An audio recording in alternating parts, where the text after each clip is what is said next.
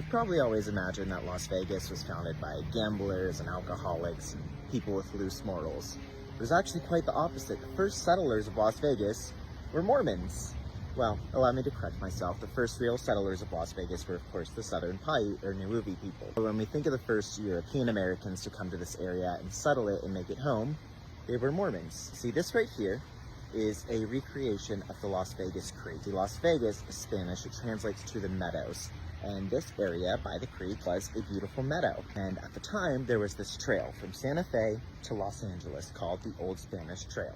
And Las Vegas was a really great stop along that trail to at least get some fresh drinking water. Now, the trail kind of went away when the Mexican-American War was fought and the Mexicans lost this land to America, but soon a good chunk of it was picked up again by the Mormons. See, the Mormons had recently settled Salt Lake City, and they needed to get down to Southern California because there were more resources there. So they founded San Bernardino, and Las Vegas was the stop along the way, which is why the president of the Mormon Church, Brigham Young, asked 30 men to come build the Las Vegas Fort. Here's that adobe structure. Come on in here with me. So the structure here is what they built to sort of stay in. It took them several months to do it, and they didn't stay in it all that long. See, the Mormons only lasted at the fort for about 2 years before they realized this wasn't working for them, and Las Vegas was hard to live in, so they abandoned it. But another man, Octavius Stas, came and he saw the fort and he picked it up. He was like, this is great for me. I can ranch here and I can find more resources here. So he took over the Old Mormon Fort and he began to employ tons of Southern Paiute people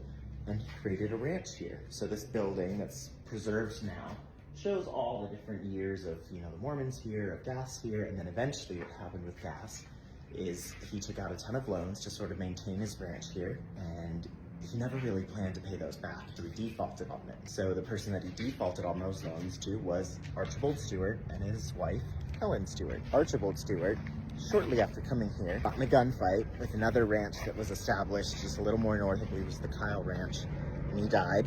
And Helen Stewart had to bury him and take over this whole ranch. She did a phenomenal job with it. See, it was founded by the Mormons in 1855.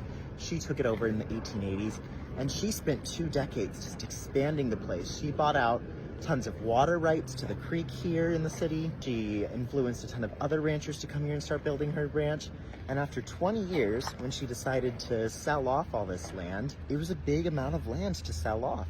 And she sold it off to this area that really ultimately became downtown Las Vegas. That's when the people really started to settle and build here because of what she had created. So no, Las Vegas was not, founded by gamblers, alcoholics, people with loose morals. It was mostly settled by Mormons, then ranchers, and then the really predominant influence of Helen Stewart.